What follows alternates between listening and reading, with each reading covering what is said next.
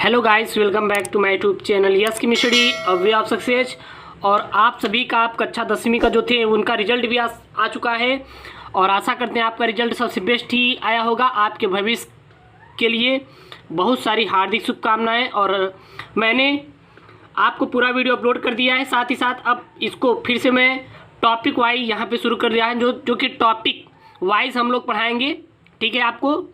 और इसमें जितना भी आपको इम्पॉर्टेंट पॉइंट होते हैं, चाहे वो नीट जैसी एग्ज़ाम में या फिर आपके बोर्ड जैसी एग्ज़ाम में आते हैं, तो उसको शुरू करेंगे क्लास 11th वाले के लिए। तो आप 10th से पास आउट होके अब किस में चले गए हैं आप लोग? हमारे 11th में चले गए हैं। अब आप 11th की इतनी तगड़ी तैयारी कीजिए, नीट IIT जैसी एग्ज़ाम को बैठते ही क्रैक कीजिए और उसी लेवल के अकॉर्डिंग मैं आपको पढ़ाऊँगा। कहीं पर प्रॉब्लम आएगी तो आप लोग कमेंट जरूर कीजिएगा। साथ ही हमारे WhatsApp number, Telegram, website yes chemistry से जुड़ जाइए, ठीक है ना। तो यहाँ पे आज हम लोग का फर्स्ट चैप्टर NCERT हिंदी में क्लास 11th NCERT केमिस्ट्री का NCERT जो फर्स्ट चैप्टर है हिंदी मीडियम में हम लोग पढ़ा रहे हैं, रासायनिक संयोग के, जो कि हमारा है रसायन की मूल अवधारणाएं, आपका पहला चैप्टर है। तो इसमें सबसे अच्छा आपका हेडिंग आता है रासायनिक संयोग के नियम, जो कि हर एक एग्जाम में आता है। रासायनिक संयोग के नियम बहुत सारे नियम थे और इसमें पहला जो नियम आता है वो आता है द्रव्यमान संरक्षण या द्रव्य की अविनाशता का नियम, ठीक है, जो कि class 11th chemistry chapter first का है, द्रव्यमान संरक्षण या द्रव्य की अविनाशता का नियम। तो इसको हम आपको पूरे डिटेल के साथ समझाएंगे। किताब में उतने डिटेल के साथ या फिर कोई भी उतनी डिटेल के साथ नहीं समझाता जितना मैं आपको इसको एकदम डिटेल के साथ समझाऊंगा। तो रासायनिक संयोग के नियम में पहला नियम क्या आता है? द्रव्यमान संरक्षण या द्रव्य की अविनाशता का नियम। तो द्रव्यमान संरक्षण या द्रव्य की अविनाशता का नियम होता क्या है? तो रूस के वैज्ञानिक कौन से थे हमारे? एमवी लोमोनोसोव ने सन 1756 ईस्वी को द्रव्यमान संरक्षण या फिर द्रव्य की अविनाशता के नियम को प्रतिपादित किया था। नाम से ही पता चल रहा होगा, इस नियम के अनुसार कोई भी रासायनिक अभिक्रिया में बाद का पदार्थ कुल उतना ही रहता है जितना अभिक्रिया के पहले था। मान लीजिए हम लोग 1 लीटर जल में 1 किलो चीनी मिला के कोई भी चीज़ बना रहे हैं, तो जाहिर सी बात है जितना जल और जितना हम लोग क्या लिए थे मेरे प्यारे दोस्तों, चीनी लिए थे, बाद में ही उतना भी मिलेगा, ठीक है ना। तो ये हमारा क्या होता है? द्रव्यमान संरक्षण या द्रव्य की अविनाशता का नियम। तो लिख सकते हैं इस नियम का प्रतिपादन रूस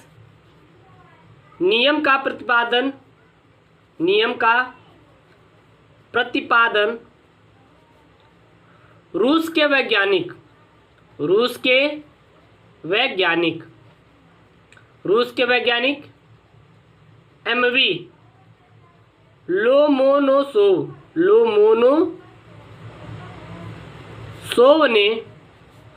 सन 1756 ईस्वी में किया था। तो याद रखिएगा, इस नियम का प्रतिपादन रूस के वैज्ञानिक एमवी लोमोनोसोव ने सन 1756 ईस्वी में किया था। इस नियम के अनुसार तो आप लिखेंगे इस नियम के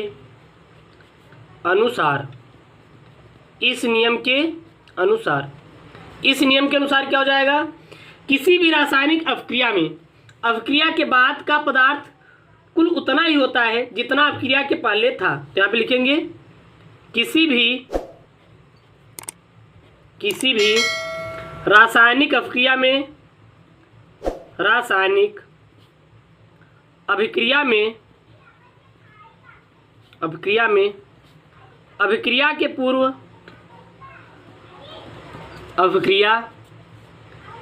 पूर्व के या फिर अभिक्रिया के बाद पदार्थ का कुल द्रव्यमान उतना ही होता है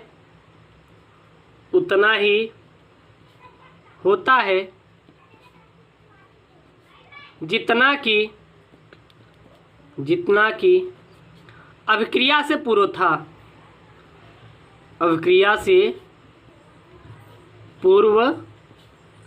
था। ठीक है ना, इतना आप लोग याद रखिएगा। अर्थात हम कह सकते हैं कि अभिकारक पदार्थ का कुल द्रव्यमान बराबर उत्पाद का द्रव्यमान। यहाँ पे लिख सकते हैं अभिकारकी पदार्थ का कुल द्रव्यमान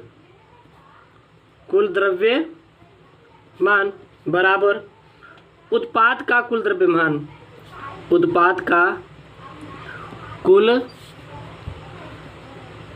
द्रव्यमान। ठीक है ना, तो अभिकारी पदार्थ का कुल द्रव्यमान बराबर क्या होता है हमारा, उत्पाद का कुल द्रव्यमान। ठीक है, जैसे कि अगर हम लोग एग्जाम्पल में ले सकते हैं। एग्जाम्पल में अगर हम ले तो जैसे CaCO3 है, CaCO3 को यानी कैल्शियम कार्बोनेट को क्या किया जाए, गर्म किया जाए। जब हम 10 ग्राम कैल्शियम कार्बोनेट को गर्म करते हैं तो 6 ग्राम कैल्शियम ऑक्साइड, 6 ग्राम क्या मिलता है, कैल्शियम ऑक्साइड और 4 ग्राम कार्बन डाइऑक्साइड बनता है, 4 ग्राम कार्बन डाइऑक्साइड बनता है। तो यहाँ पे हम लोग कह सकते हैं कि अपक्रिया के पूर्व कितना था, 10 ग्राम था, तो अपक्रिया के बाद भी कितना मिला हमारा, 10 ग्राम ही मिला। अब कहेंगे वो कैसे, क्योंकि 6 में 4 करेंगे, जोड़ेंगे, कितना था हमारा, 10 हो जाएगा। यहाँ पे लिख सकते हैं कि यहाँ पे हम लोग लिख सकते हैं कि 10 ग्राम CaCO3 को 10 ग्राम CaCO3 को गर्म करने पर 6 ग्राम CaO तथा 4 ग्राम CO2 प्राप्त होता है। अतः अभिकारकी